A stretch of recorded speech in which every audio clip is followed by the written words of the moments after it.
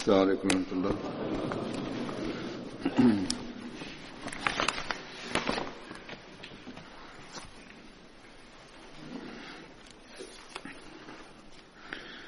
أشهد أن لا إله إلا الله وحده لا شريك له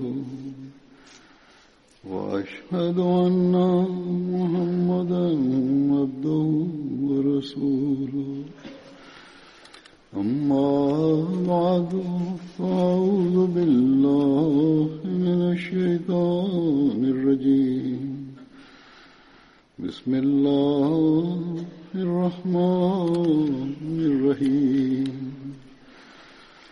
الحمد لله رب العالمين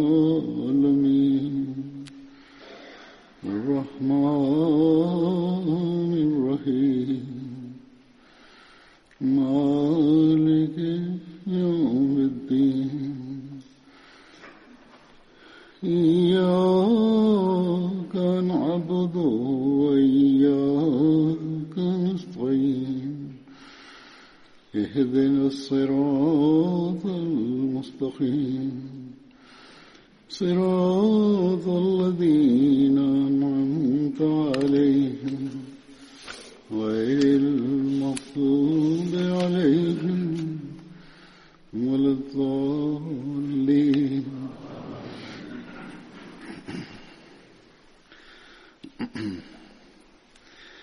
आज जिन सहाबा का मैं जिक्र करूंगा إن أول الصحابة البدريين الذين سأذكرهم اليوم هو الطفيل بن الحارث القرشي.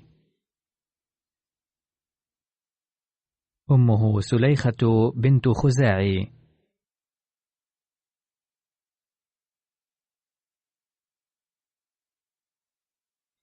بعد الهجرة إلى المدينة آخى رسول الله صلى الله عليه وسلم بين الطفيل بن الحارث والمنذر بن محمد بن عقبة،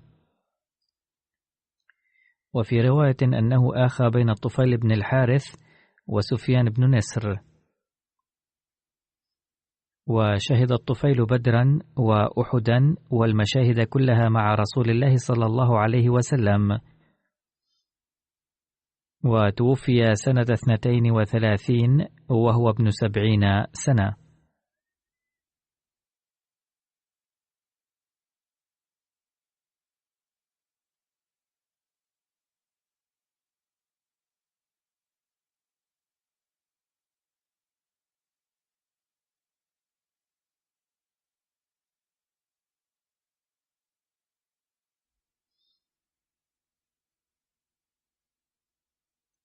ثم هناك صحابي آخر اسمه سليم بن عمرو الأنصاري.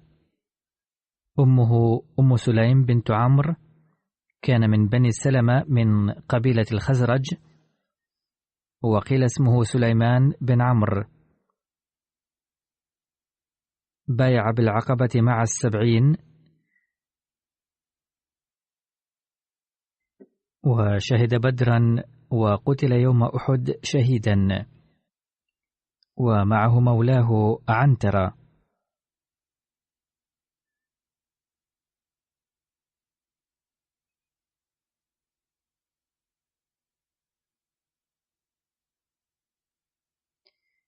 والصحابي الآخر هو سليم بن الحارث الأنصاري،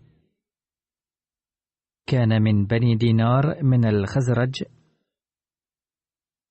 وقيل أنه كان مملوكا لبني دينار، وقيل إنه أخو الضحاك بن الحارث. فقد ذكر كلا هذين الأمرين بحسب المعلومات المتاحة عنه. شهد بدرا وقتل يوم أحد شهيدا.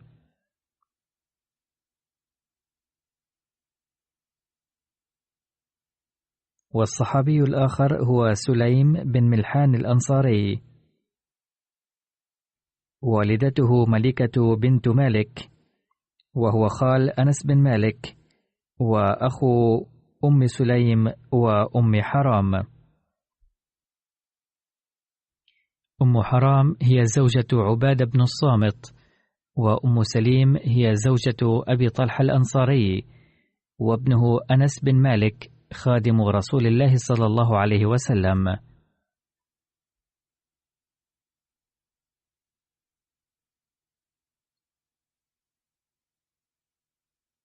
شهد بدرا مع أخيه حرام بن ملحان، وشهد معه أحدا، وقتلا يوم بئر معونة.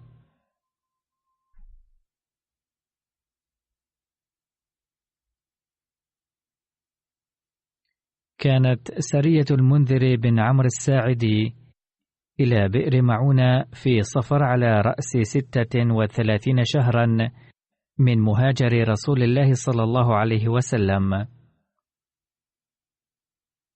قدم عامر بن مالك بن جعفر على رسول الله صلى الله عليه وسلم، فأهدى له فلم يقبل منه، وعرض عليه صلى الله عليه وسلم الإسلام فلم يسلم ولم يبعد.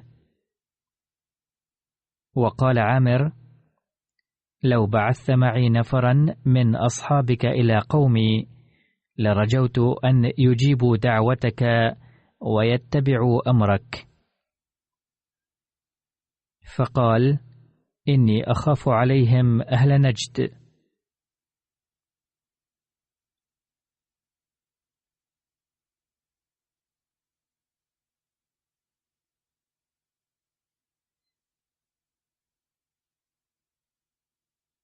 فقال: أنا لهم جار أن يعرض لهم أحد.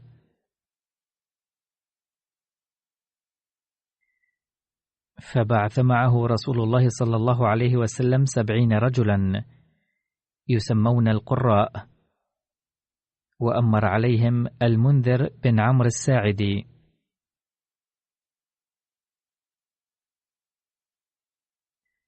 لقد ذكر هذا الحادث من قبل أيضا.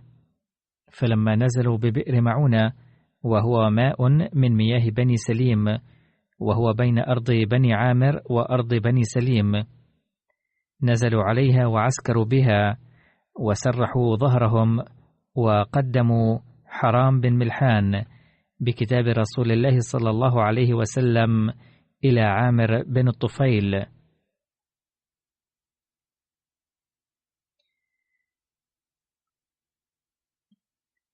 فوثب دون أن يقرأ كتاب رسول الله صلى الله عليه وسلم على حرام فقتله. واستصرخ عليهم بني عامر فأبوا، فاستصرخ عليهم قبائل من سليم وعصية ورعل وذكوان، فنفروا معه ورأسوه. واستبطأ المسلمون حراما فأقبلوا في أثره، فلقيهم القوم فأحاطوا بهم فكاثروهم فتقاتلوا، فقتل أصحاب رسول الله صلى الله عليه وسلم.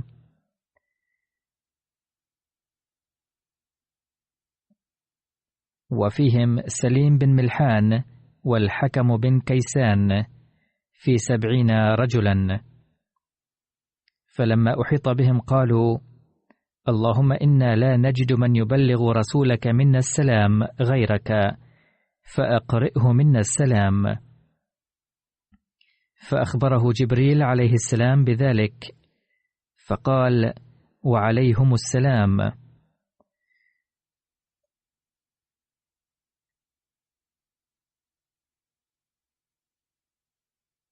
وبقي المنذر بن عمرو، فقالوا: إن شئت آمناك. فأبى وأتى مصرع حرام فقاتلهم حتى قتل. فقال رسول الله صلى الله عليه وسلم: أعنق ليموت، يعني أنه تقدم على الموت وهو يعرفه، وقاتل العدو بشجاعة كبيرة على الرغم من قلة العدد والعتاد، لأنه لم يذهب بنية القتال أصلا.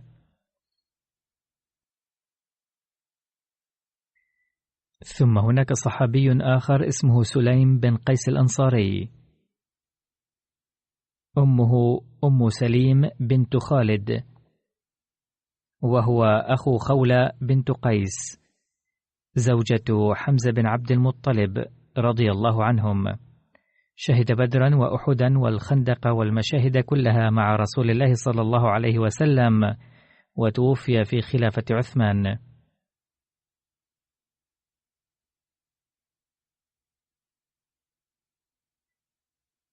ثم هناك صحابي آخر اسمه ثابت بن ثعلبة،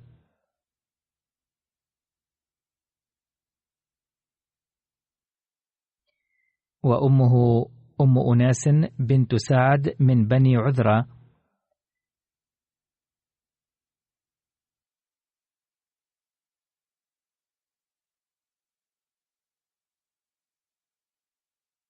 وهو الذي يقال له ثابت بن الجذع، والجذع ثعلبة بن زيد، وسمي بذلك لشدة قلبه وصرامته. وكان لثابت من الولد عبد الله والحارث وأم أناس، وأمهم أمامة بنت عثمان.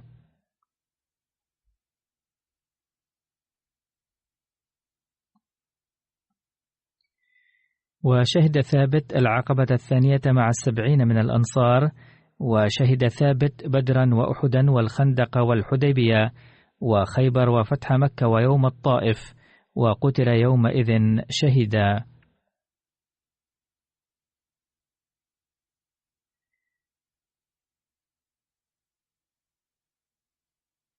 والصحابي الآخر هو سماك بن سعد بن ثعلبة،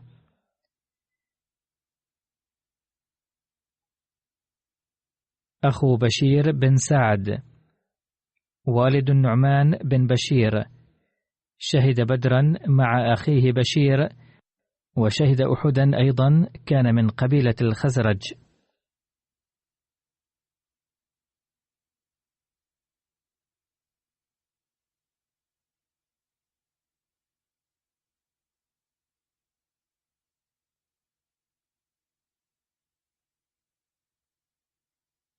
ثم الصحابي جابر بن عبد الله بن رئاب،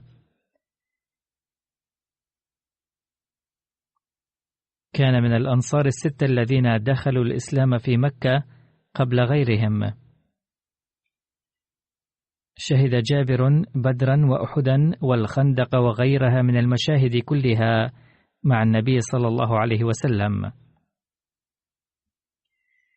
قبل بيعة العقبة الأولى لقي النبي صلى الله عليه وسلم في مكة نفر من الأنصار، وكانوا 6 نفر، وهم: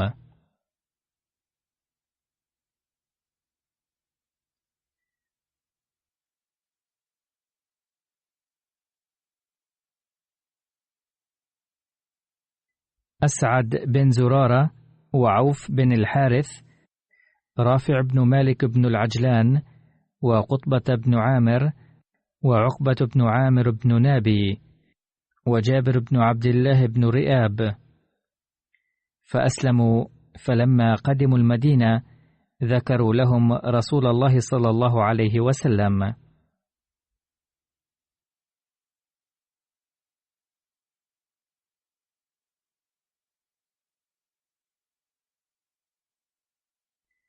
لقد سبق بيان هذه القصة في ذكر عقبة بن عامر بن نابي من قبل، ولكن سأذكره هنا بإيجاز شديد. لما انصرفوا من عند النبي صلى الله عليه وسلم قالوا: إن الحروب الأهلية قد أضعفتنا، ووقعت بيننا خلافات كبيرة، سنبلغ الدعوة إلى إخوتنا في يثرب، ولا يستبعد أن يجمع الله بيننا بدعوتك، فنكون جاهزين لنصرتك.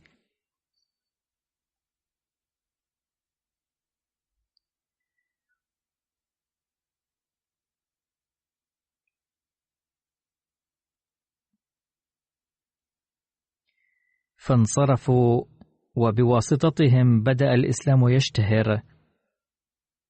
لقد قضى سيدنا رسول الله صلى الله عليه وسلم هذا العام في مكة بين رجاء وخوف من أهل يثرب من حيث الأوضاع الظاهرية والظروف السائدة، وكان يترقب ما يؤول إليه مآلهم.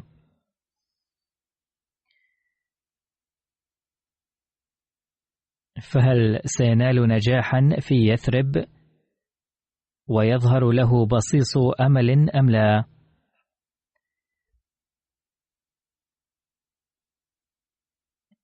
لأنه في الأماكن الأخرى لم يقابل النبي صلى الله عليه وسلم بالإنكار فقط، بل قد أبدى الناس له معارضة شرسة، حيث كان رؤساء مكة والطائف قد رفضوا رسالة النبي صلى الله عليه وسلم بشدة، وكانت القبائل الأخرى أيضا تأثروا بهم ترفض الدعوة واحدة بعد الأخرى.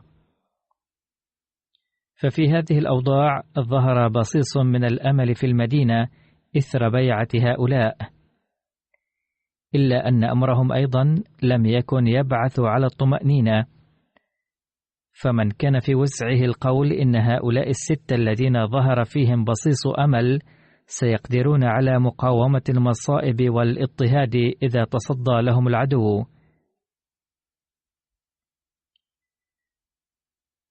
على كل حال ذهب هؤلاء ونشروا الدعوة، وفي أثناء ذلك كان عداء أهل مكة ومعارضتهم في تزايد مستمر، وكانوا موقنين بأن هذا هو الوقت المناسب للقضاء على الإسلام، لأنه إذا خرج من مكة وبدأ ينتشر فسيتعذر القضاء عليه. لذا كانوا قد أبلغوا معارضتهم منتهاها. ومع ذلك كان النبي صلى الله عليه وسلم وأصحابه المخلصون الذين بايعوه وأسلموا ثابتين على موقفهم كالصخرة العاتية، ولم يكن شيء يزعزعهم عن الإسلام وتعليمه والتوحيد.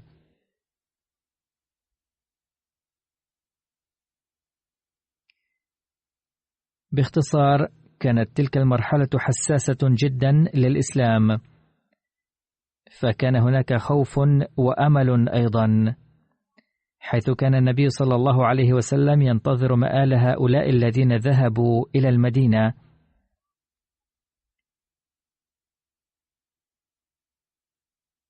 في العام التالي أيضا جاء وفد من المدينة بمناسبة الحج، فخرج النبي صلى الله عليه وسلم من بيته بمنتهى الشوق، ووصل إلى العقبة جانب منى،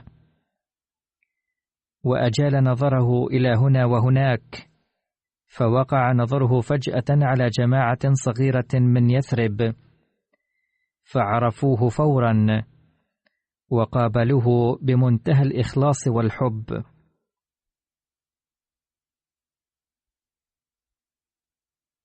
كان 5 منهم قد بايعوه في العام الماضي، و7 جدد من الأوس والخزرج كلتيهما، فأخذهم النبي صلى الله عليه وسلم بمعزل عن الناس إلى العقبة،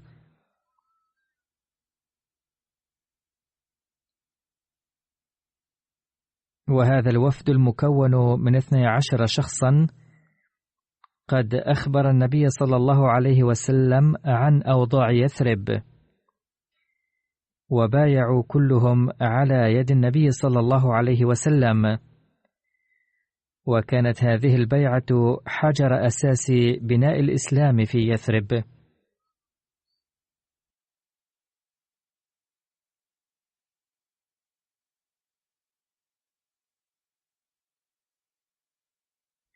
وبايعوا النبي صلى الله عليه وسلم على أنهم سيؤمنون بأن الله واحد، ولن يشركوا به، ولن يسرقوا، ولن يزنوا، وسوف يتجنبون القتل، ولن يتهموا أحدا، وأنهم سيطيعونه صلى الله عليه وسلم في كل معروف.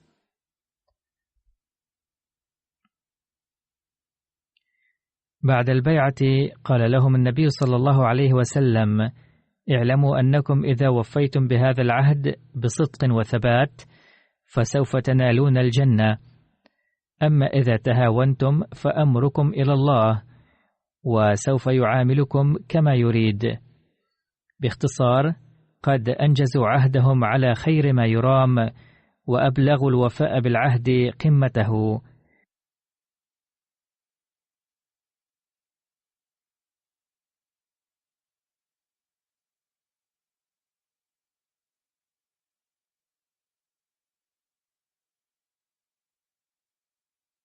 ونرى كيف انتشر الإسلام في المدينة بعده.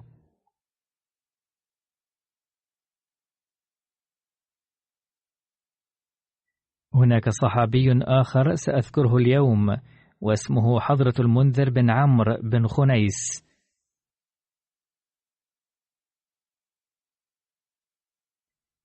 وكان لقبه المعنق ليموت، أو المعنق للموت.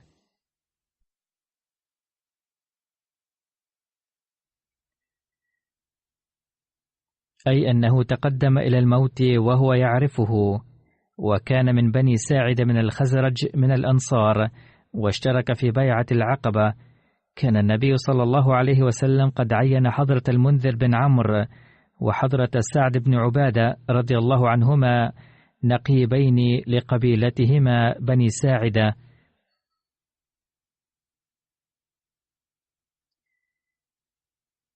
كان حضرة المنذر يعرف القراءة في الجاهلية أيضا. بعد الهجرة آخى النبي صلى الله عليه وسلم بين حضرة المنذر وحضرة طليب بن عمير. كان حضرة المنذر مشتركا في بدر وأحد.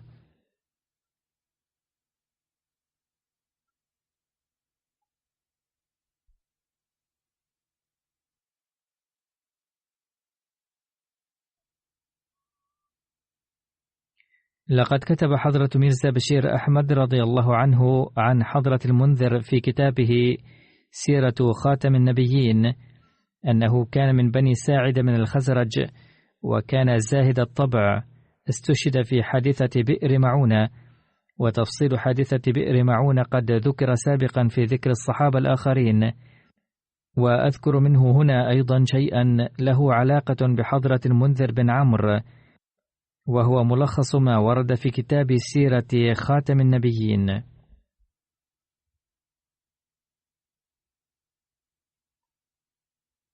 كانت قبيلتا سليم وغطفان مقيمتين في نجد في وسط القبائل العربية، وكانتا تتآمران مع قريش مكة ضد المسلمين، وكانوا يتآمرون فيما بينهم كيف يمكن القضاء على الإسلام. وكانت شرور هذه القبائل تزداد تدريجيا، وكانت نجد كلها مملوءة بسم معاداة الإسلام، وكان لذلك تأثير. ففي تلك الأيام جاء إلى النبي صلى الله عليه وسلم أبو براء عامر، وهو رئيس بني عامر في وسط العرب، وقد مر ذكره سابقا أيضا. فعرض عليه رسول الله صلى الله عليه وسلم الإسلام بلطف، فسمع الدعوة بشوق ولم يسلم. ثم قال للنبي صلى الله عليه وسلم: يا محمد، لو بعثت معي رجالا من أصحابك إلى أهل نجد يدعونهم إلى أمرك رجوت أن يستجيبوا لك. قال: أخشى عليهم أهل نجد. قال أبو البراء: أنا لهم جار.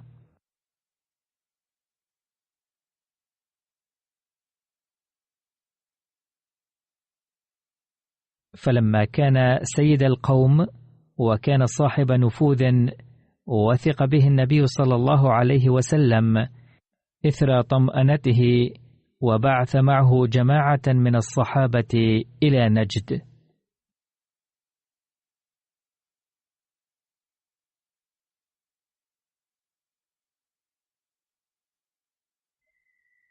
يقول حضرة ميرزا بشير أحمد رضي الله عنه: إن هذه الرواية من التاريخ، بينما ورد في رواية البخاري أن النبي صلى الله عليه وسلم أتاه رعل وذكوان من بني سليم وغيرهما من القبائل، فزعموا أنهم قد أسلموا واستمدوه على قومهم المعارضين للإسلام، ولم يذكروا أي نوع من المدد يريدون، أي يريدون كتيبة للدفاع أو من ينشر الدعوة، فأمدهم النبي صلى الله عليه وسلم بهذه الكتيبة التي نحن بصدد ذكرها.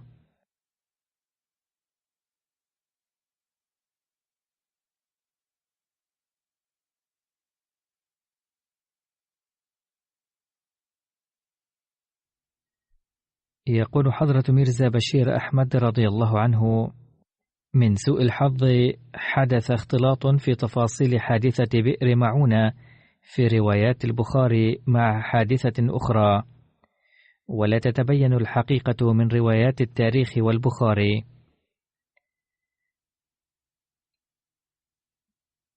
إلا أن حضرته قدم حلا لذلك. يقول: بسبب ذلك لا تستبين الحقيقة جيدا. باختصار، نعرف يقينا أن في تلك الفترة جاء أناس من رعل وذكوان وغيرهما إلى النبي صلى الله عليه وسلم، وطلبوا منه إرسال بعض الصحابة معهم. قال بشير أحمد رضي الله عنه: إذا أردنا التوثيق بين هاتين الروايتين، أي إذا أردنا إيضاح العلاقة والتوفيق بينهما، فيمكن أن يكون على النحو التالي: بأن يكون أبو البراء العامري زعيم قبيلة بني عامر أيضا قد جاء مع أناس من رعل وذكوان، وهو قد بدأ الحديث مع النبي صلى الله عليه وسلم نيابة عنهم. وعليه فإن قول النبي صلى الله عليه وسلم: إني أخاف عليهم من أهل نجد، ورد أبي البراء بأنني جار لهم، فلن يتعرض أصحابك لأي أذى منهم، يشير إلى أنه قد رافق أبا براء أناسا من رعل وذكوان الذين كان النبي صلى الله عليه وسلم قلقا منهم.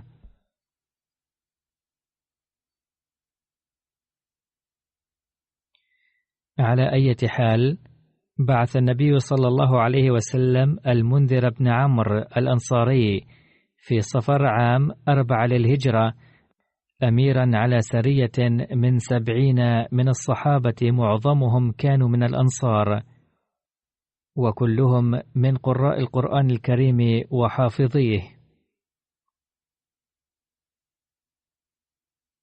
فلما نزلوا ببئر معونة، وهو موضع عرف ببئر هناك، بعثوا حرام بن ملحان بكتاب رسول الله صلى الله عليه وسلم إلى عمرو بن الطفيل رئيس قبيلة بني عامر،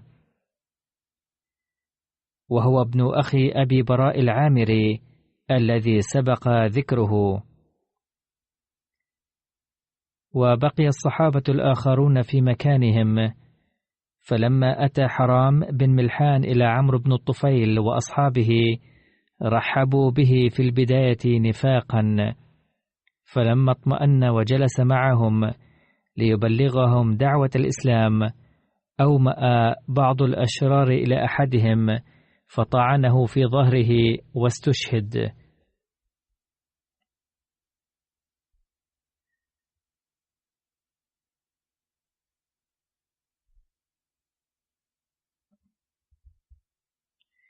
وكان على لسانه وقت استشهاده: الله أكبر، فزت ورب الكعبة. لم يكتفي عمرو بن الطفيل بقتل رسول الله صلى الله عليه وسلم، بل استصرخ على أصحاب النبي صلى الله عليه وسلم بني عامر، فأبوا أن يجيبوه إلى ما دعاهم إليه كما ذكر. أما الزائد في هذه الرواية هو أنهم قالوا لن نغفر أبا البراء، وقد عقد لهم عقدا وجوارا، فاستصرخ عليهم قبائل من سليم وعصية ورعلا وذكوان، فخرجوا حتى غشوا هذه الجماعة القليلة من المسلمين العزل.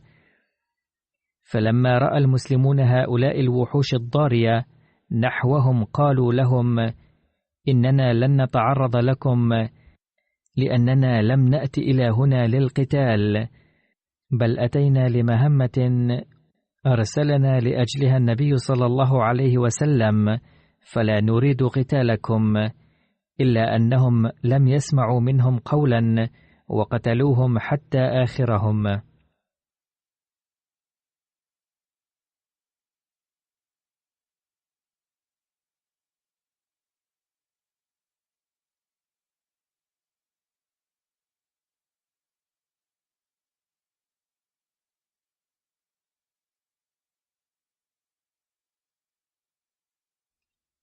لقد ورد في التاريخ أنه لما أخبر جبريل عليه السلام النبي صلى الله عليه وسلم عن شهداء بئر معونة، فقال النبي صلى الله عليه وسلم عن المنذر بن عمرو: أعنق ليموت، أي أن المنذر بن عمرو لما رأى أنه قد قدرت لهم الشهادة فقد عانق استشهاده مقاتلا مع العدو في المكان نفسه مثل أصحابه الآخرين، لأجل ذلك عرف بلقب المعنق ليموت أو المعنق للموت.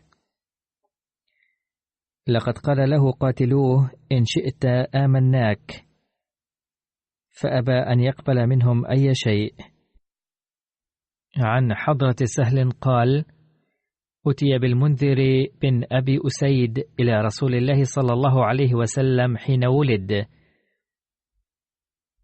فوضعه على فخذه وأبوه أسيد جالس، فلهي النبي صلى الله عليه وسلم بشيء بين يديه، فأمر أبو أسيد بابنه فحمل وأقبلوه، فقال النبي صلى الله عليه وسلم: أين الصبي؟ قال أبو أسيد: أقبلناه يا رسول الله. قال: ما اسمه؟ قال: فلان.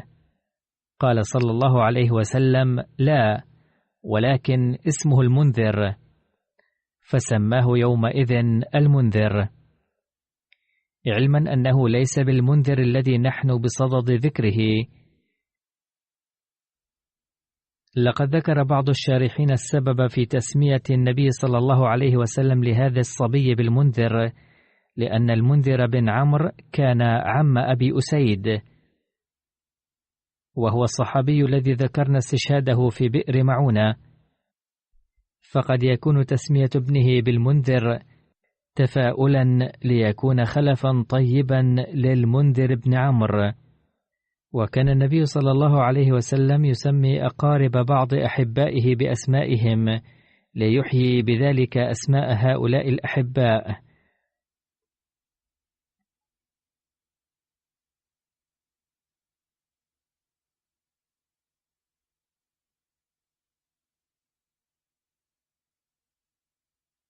وهناك صحابي آخر وهو معبد بن عباد، وكنيته أبو حميضة، وهو ابن عباد بن قشير. لقد ورد اسمه معبد بن عباد ومعبد بن عبادة أو معبد بن عمار أيضا، كان من بني سالم بن غنم بن عوف بن الخزرج، كان يكنى بأبي حميضة أو بأبي خميصة، شهد بدرا وأحدا.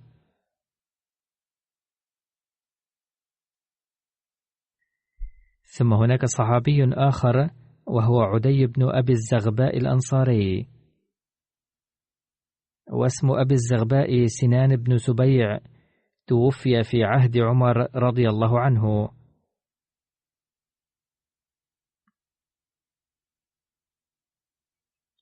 كان والده سنان بن سبيع بن ثعلبة من جهينة أحد قبائل الأنصار، شهد مع رسول الله صلى الله عليه وسلم بدرا وأحدا والخندق والمشاهد كلها. بعثه رسول الله صلى الله عليه وسلم مع بسبس بن عمرو يتجسسان خبر أبي سفيان في وقعة بدر، فسارا حتى أتيا قريبا من ساحل البحر، فلما وردا بدرا أناخا بعيرهما إلى تل كان قريبا من الماء، واستقيا في شن لهما من الماء. وكان شخص من جهينة اسمه مجد بن عمرو هنالك، فسمعا جاريتين تقول إحداهما لصاحبتها: إنما تأتي العير غدا أو بعد غد، فأعمل لهم ثم أقضيك الذي لك. فخلص بينهما مجد بن عمر وقال: صدقت. وسمع ذلك بسبس وعدي، فجلسا على بعيرهما حتى أتيا رسول الله صلى الله عليه وسلم، فأخبراه الخبر.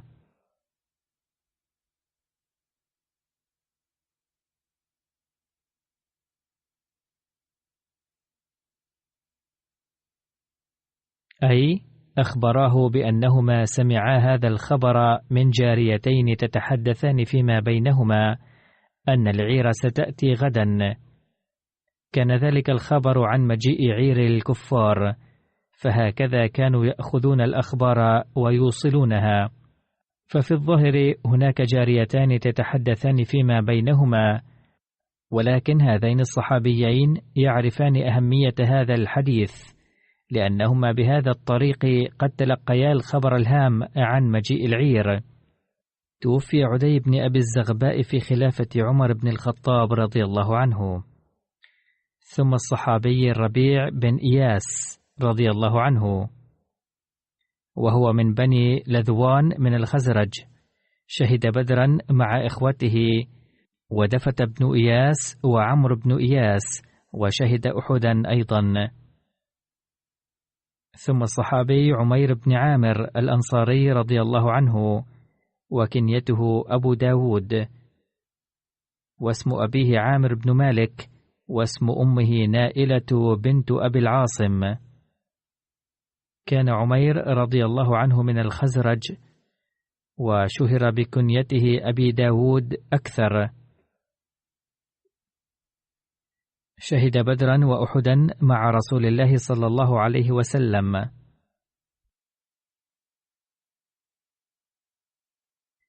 عن أم عمارة أن أبا داود المازني أي عمير وصليط بن عمرو ذهبا يريدان أن يحضرا بيعة العقبة، فوجدوهم قد بايعوا، فبايعا بعد ذلك أسعد بن زرارة، وكان رأس النقباء ليلة العقبة.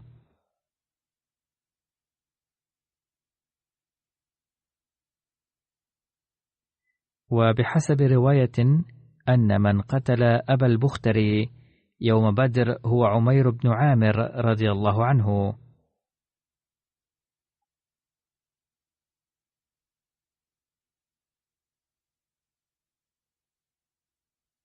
ثم الصحابي سعد مولى حاطب بن أبي بلتع رضي الله عنه، وهو من بني كلب. سعد بن خولة، عفوا اسمه خولي وليس خولة. وكان حاطب بن أبي بلتع قد حرره، كان من بني كلب. وقال أبو معشر هو من مذحج، وقيل هو من الفرس. شهد بدرا، أصابه سباء فصار مولى حاطب بن أبي بلتع. وكان حاطب بن أبي بلتع يعامله بالحسنى والكرم. شهد سعد مع حاطب بن أبي بلتع بدرا وأحدا، واستشهد يوم أحد. وفرض عمر بن الخطاب رضي الله عنه لابنه عبد الله بن سعد في الأنصار.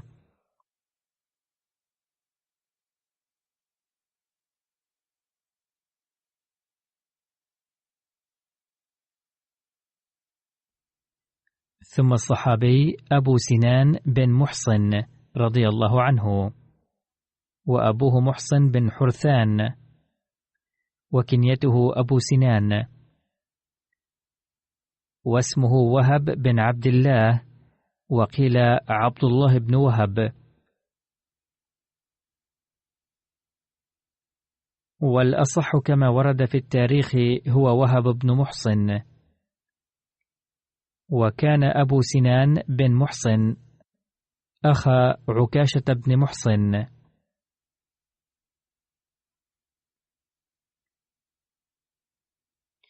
وكان أكبر من عكاشة بن محصن، وورد في رواية أنه كان يكبر عكاشة بسنتين تقريبا. وقد تعددت الروايات عن ذلك، فقال البعض 10 سنوات والبعض الآخر 20 سنة.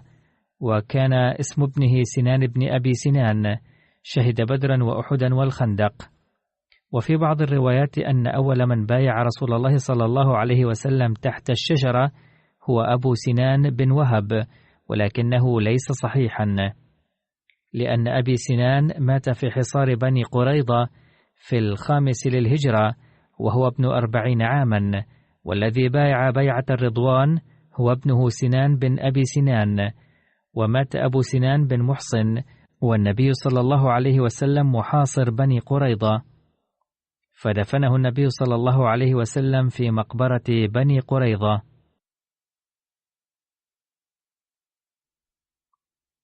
ثم الصحابي قيس بن السكن الأنصاري، وكنيته أبو زيد، واسم أبيه السكن بن قيس، وهو من بني عدي بن النجار الأنصاري الخزرجي.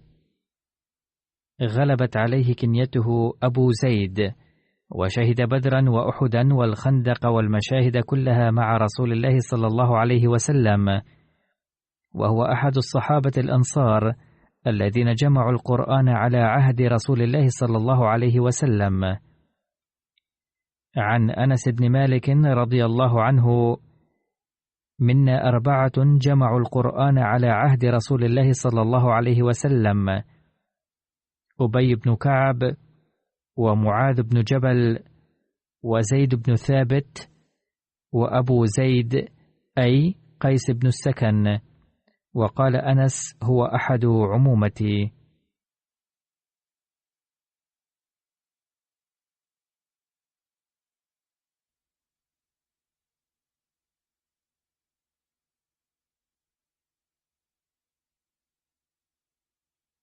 في 8 للهجرة أرسل النبي صلى الله عليه وسلم أبا زيد الأنصاري وعمر بن العاص السهمي بكتاب منه إلى ابني الجلندي عبيد وجيفر يدعوهما فيه إلى الإسلام، وقال لهما: إن أجاب القوم إلى شهادة الحق وأطاعوا الله ورسوله فعمر الأمير وأبو زيد على الصلاة.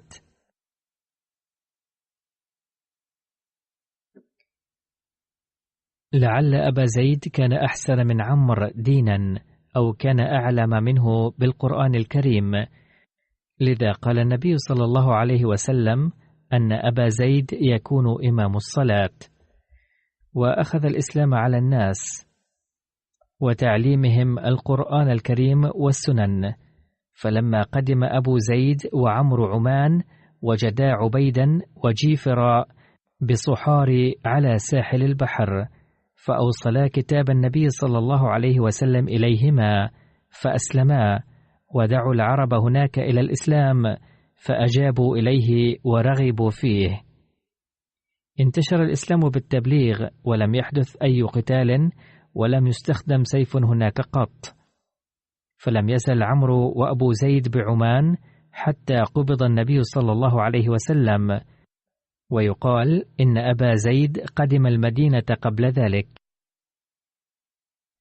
استشهد قيس في يوم الجسر في عهد عمر رضي الله عنه، إذ مد جسر على نهر فرات أثناء الحرب مع الفرس، لذا سميت هذه المعركة بيوم الجسر.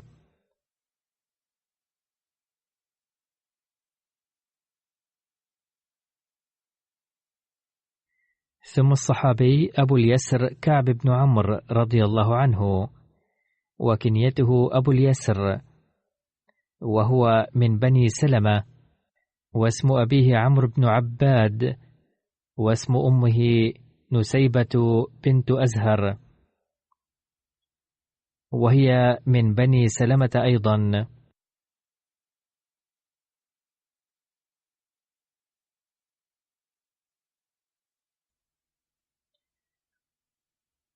شهد بيعة العقبة وبدرا، وهو الذي انتزع راية المشركين يوم بدر من يد أبي عزيز بن عمير.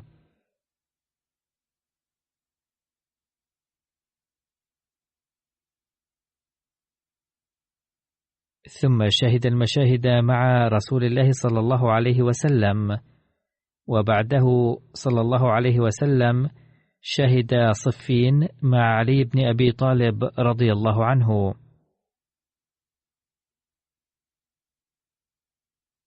وفي رواية كان الذي أسر العباس رضي الله عنه في غزوة بدر هو عبيد بن أوس، ولكن ورد عن ابن عباس قال: كان الذي أسر العباس بن عبد المطلب أبو اليسر بن عمرو. كان أبو اليسر حينها نحيفا وقصيرا وشابا بعمر 20، وكان العباس جسيما وطويلا.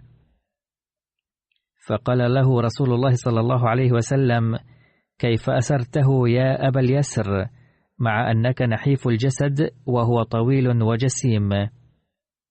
قال: لقد أعانني عليه رجل ما رأيته بعد ولا قبل، هيئته كذا هيئته كذا. فقال رسول الله صلى الله عليه وسلم: لقد أعانك عليه ملك كريم.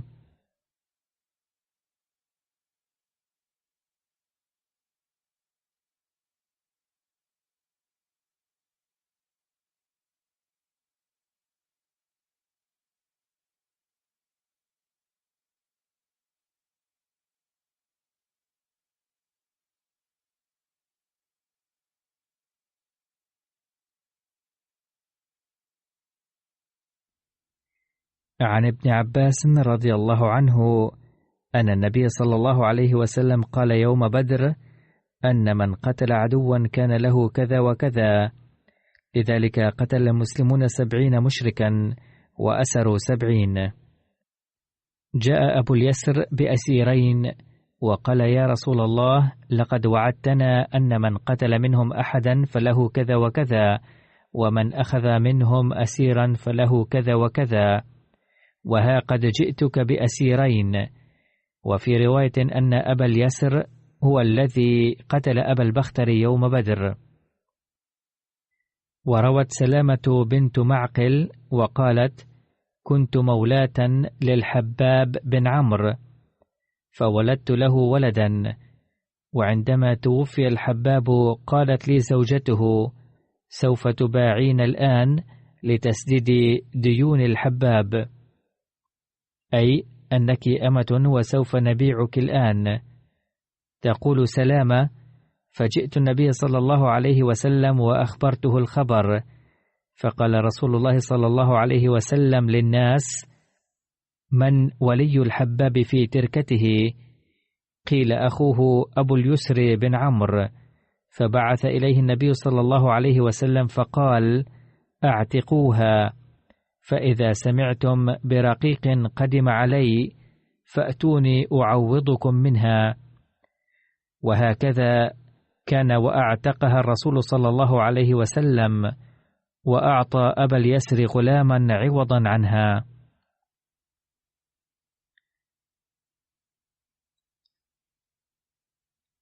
لقد ذكر حضرة ميرزا بشير أحمد في سيرة خاتم النبيين صلى الله عليه وسلم واقعة، وهي: روى عبادة بن الوليد لقينا أبا اليسر صاحب رسول الله صلى الله عليه وسلم ومعه غلام له، وعلى أبي اليسر بردة ومعافري، وعلى غلامه بردة ومعافر.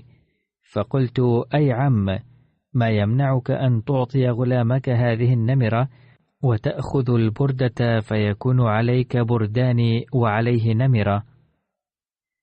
فمسح على رأسي ودعا لي وقال: يا ابن أخي، أشهد لرأيته بعيني وسمعته بأذني ووعاه القلب أن رسول الله صلى الله عليه وسلم قال: أطعموهم مما تأكلون واكسوهم مما تكتسون. يا ابن أخي، لأن أعطي غلامي نصيبا مساويا من متاع الدنيا أحب إلي من أن ينقص من ثوابي في الآخرة.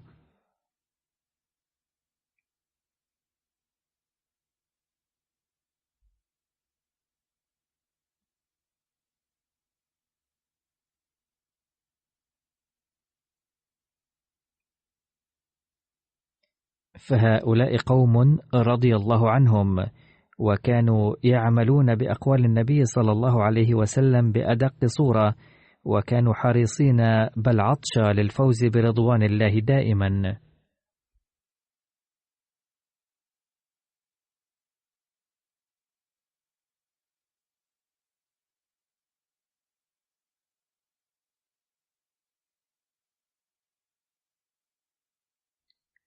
وروى أبو اليسر: كان لي على فلان من بني حرام دين، فجئت أبتغيه، فسلمت على الباب وقلت: هل هو في البيت؟ فقيل: لا. ثم خرج إلي وليد، أي جاءني من البيت ولد لم يبلغ الحلم.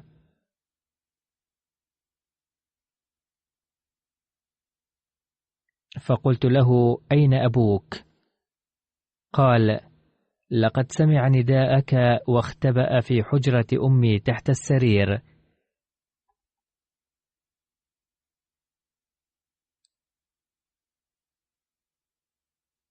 فناديت: أن اخرج إلي يا فلان، فقد علمت أين أنت. يقول أبو اليسر: فخرج إلي، فقلت: ما حملك على أن تختفي عني؟ قال: والذي لا إله إلا هو سوف أخبرك ولن أكذب. لقد خشيت أن أكذبك وأعدك فأخلفك، وكنت صاحب رسول الله صلى الله عليه وسلم، وكنت والله معسرا. قال: قلت الله؟ قال: الله. قال: قلت الله؟ قال: الله. قال: قلت الله؟ قال: الله. قال: فأتى بصحيفته ثم محاها بيده وقال: إن وجدت قضاء فاقضني، وإلا أنت في حل، وإلا أنت في حل. فأشهد بصر عيني هاتين، ووضع إصبعيه على عينيه، وسمع أذني هاتين، ووعاه قلبي هذا، وأشار إلى نياط قلبه، وقال: إني أرى رسول الله صلى الله عليه وسلم وهو يقول: من أنظر معسرا أو وضع له أظله الله في ظله.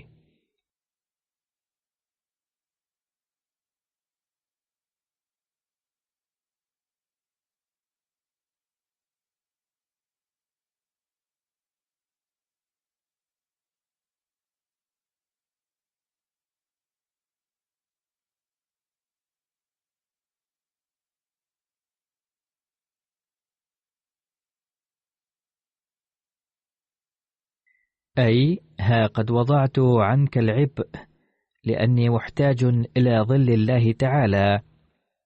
وهذا مثال آخر على خشية الصحابة لله تعالى، فما كانت لهم أمنية إلا أن يرضى بهم الله، ولم يتمنوا المنافع الدنيوية.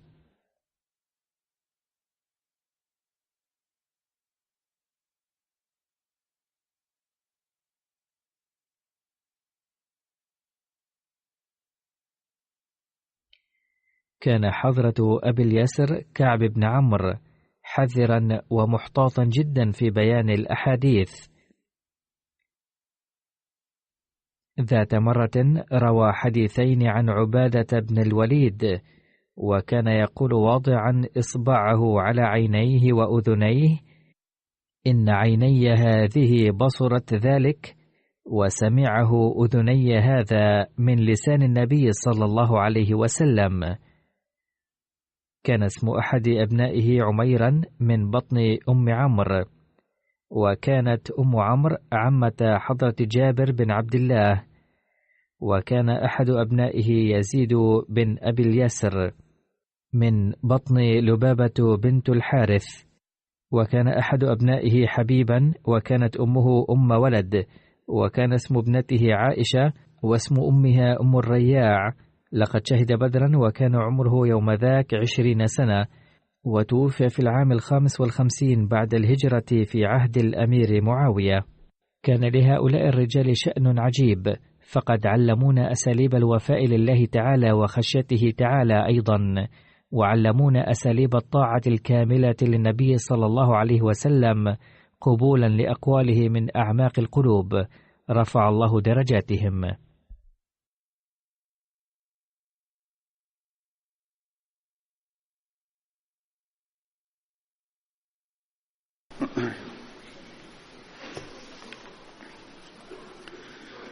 الحمد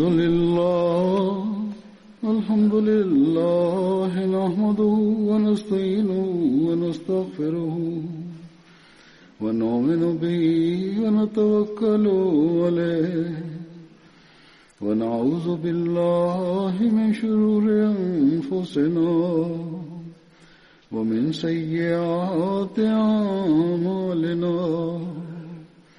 من يهده الله فلا مضل له ومن يضلل فلا هادي له، ونشهد أن لا إله إلا الله ونشهد أن محمدا عبده ورسوله. عباد الله رحمكم الله، إن الله يأمر بالعدل والإحسان وإيتاء ذي القربى وينهى عن الفحشاء والمنكر والبغي، يعظكم لعلكم تذكرون. اذكروا الله يذكركم وادعوه يستجب لكم، ولذكر الله أكبر.